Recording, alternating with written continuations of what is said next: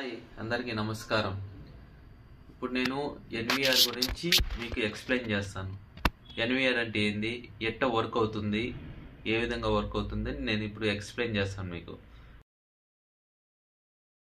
చూస్తున్నారు కదా, ఇదే ఎన్విఆర్. ఎన్విఆర్ అంటే full form networking video recorder. ఎన్విఆర్కి ఏమేమి కనెక్ట్ చేస్తాం అనేది క్లియర్గా స్టెప్ బై స్టెప్ నేను చెప్తాను.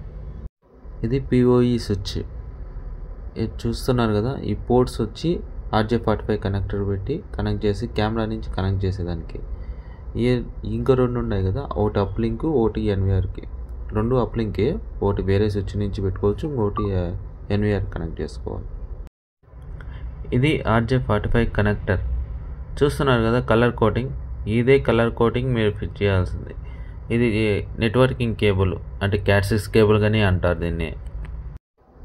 ఇదే నెట్వర్కింగ్ కెమెరాస్.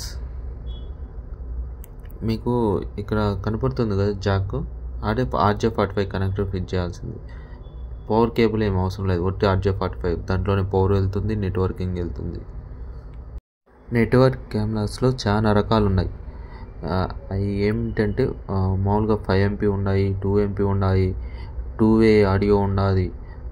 నెక్స్ట్ చాలా రకాలు, మొత్తం అలారం మోడ్ ఉన్నది. మొత్తం ఆల్మోస్ట్ మీకు ఎలా టైప్ కావాలి, ఏ విధంగా కావాలన్నా కానీ నెట్వర్కింగ్ కెమెరాస్లో ఉంటాయి. ఇది సింగిల్ రాడ్ డయాగ్రామ్. ఇక్కడ చూస్తున్నారు కదా, IP cameras totally PoE switch connect అయినాయి. PoE స్విచ్ నుంచి ఎన్విఆర్ కనెక్ట్ అయింది. సపోజ్ కెమెరా 200 meters లాంగ్లో ఉంది అంటే ఇంకొక PoP స్విచ్ కనెక్ట్ చేసి ఆ స్విచ్ నుంచి అప్లింక్ ఎన్విఆర్ కనెక్ట్ చేస్తే సేమ్ మీరు ఏదైతే ఆ కెమెరా వీడియో చూడాలనుకుంటే ఇక్కడే అదే వస్తుంది. అంత లాంగ్ అయినా కానీ అది అలా అవుతుంది, కానీ 90 meters మాత్రమే మీకు క్లియర్గా ఉంటుంది. పైన ఎంతైనా కానీ మీరు ఇంకొక స్విచ్ ఫిట్ చేసుకుంటే మీకు మంచిది, ఫ్యూచర్కి మంచిది. చూస్తున్నారు కదా, ఇది కెమెరా నుంచి ఒకవేళ మీరు కేబుల్ ఒకవేళ ఎట్లా సెట్ చేసుకోవాలని నేను చెప్తున్నాను. కెమెరా నుంచి నెట్వర్కింగ్ కేబుల్ ఇది 90 meters అబోవ్ ఉంటే మీరు ఇంకొక స్విచ్ నుంచి అప్లింక్ నుంచి తీసుకొని ఇంకొక స్విచ్ కనెక్ట్ చేసుకుంటే వాటి నుంచి ఎన్విఆర్ కనెక్ట్ చేసుకోవాలి. అప్పుడు మీకు క్లియర్గా వస్తుంది.